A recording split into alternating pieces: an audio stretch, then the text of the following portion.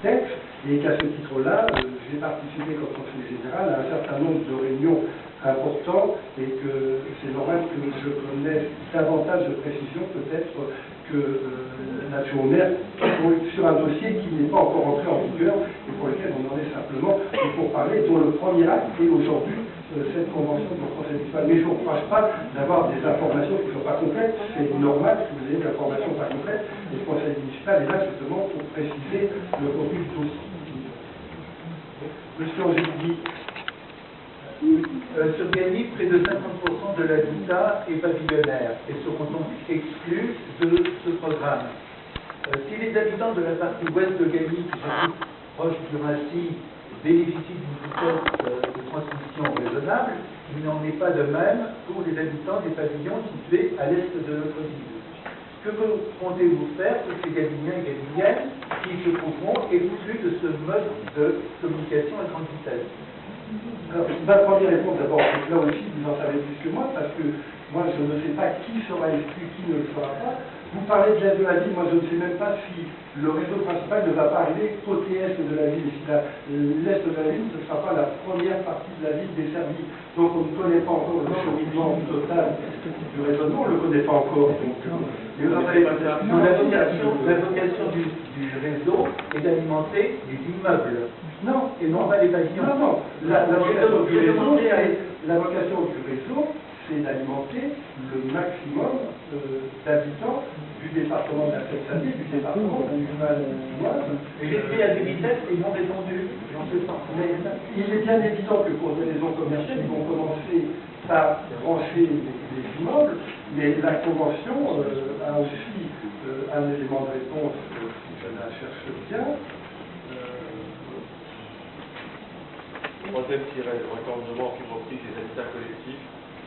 Donc sur tout ce qui est alors, tout ce qui est l'article 7 de câblage, travaux de câblage d'immeuble, l'établissement public d'habitat s'engage à publier un cahier de recommandation pour les travaux de câblage d'immeuble. L'Ebitex appartient à des câblages d'immeuble. L'Ebitex est un syndicat interdépartemental qui comprend 17 communes de Seine-Saint-Denis et à peu près autant du Val-d'Oise, qui va mettre en place un réseau de fibre optique. Mais l'Ebitex n'est pas un organisme qui va fournir une prestation payante à un administré. Après, il appartiendra aux opérateurs. Comme actuellement, si vous voulez aujourd'hui avoir Internet, avoir la télévision par câble, etc., vous adressez à un opérateur. Ça sera la même chose. L'opérateur aura la capacité de partir d'un point de l'Ebitex pour aller irriguer une zone dans laquelle il aura un certain nombre de clients. Que ça soit de l'immeuble collectif ou que ça soit du pavillon. Alors, le bon sens, bien évidemment, fait dire que les opérateurs traiteront en premier les autres immeubles parce que quand vous mettez un branchement dans un immeuble, vous avez 20 personnes, vous mettez un branchement dans un pavillon, vous avez un client. Donc c'est le bon sens, mais je crois qu'il y a d'abord une volonté de l'État de faire en sorte qu'il n'y ait pas de fracture numérique, hein, et ça c'est une volonté de l'État. Donc il appartiendra, lorsque Ebitex aura fini ses travaux, de voir l'état des choses, mais quand on parle de 4600 points de branchement, on n'a pas, nous, au niveau de la ville, 4600 sites administratifs à brancher. Ça veut dire que nous, on a, je ne sais pas combien, on en a peut-être 100, 200, mais on va pas compter plus loin que ça, mais si on prend toutes les écoles, tous les bâtiments, les crèches, les lieux sportifs, etc., le reste, ça va être des bâtiments privés. Mais la convention permet de commencer les négociations, les discussions avec les Ebitex. Donc au jour d'aujourd'hui, les renseignements précis n'existent pas encore, ils vont être fabriqués par l'application de cette convention que le conseil municipal nous autorise à la suite. Monsieur Archinel.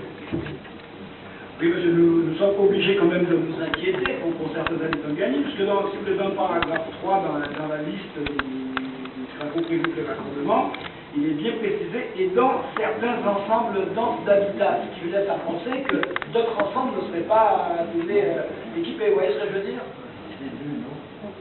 Dans le troisième paragraphe de... Oui, le raccordement en fibre optique des habitats collectifs inclus dans les programmes de rénovation urbaine du territoire et dans certains ensembles denses d'habitat. Ça laisse entendre que d'autres ensembles ne seraient pas équipés, vous voyez? Tout ça va être guidé par l'application de la Convention. On a bien compris qu'il fallait faire une distinction entre Débitex et ce qu'on appelle les FAI des fournisseurs d'accès Internet. Ça, il n'y a pas de souci. Mais bon, quand on lit le document, eh ben, dans le document, on pourrait penser que certains ensembles d'habitat ne pourraient pas être valables, ne pourront pas accéder donc, à la fibre optique.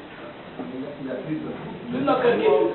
Il ne sera pas tout gagné à un jour J. Il faut bien commencer à un moment donné d'équiper gagner en fibre optique et après, il va y avoir une application. C'est sûr et certain qu'il y a des zones qui ne seront pas tout de suite couvertes. Mais ça va se faire petit à petit, comme on dit, par les mini-tranchées, par les mini-saignées. Mais il faut bien commencer à l'amener.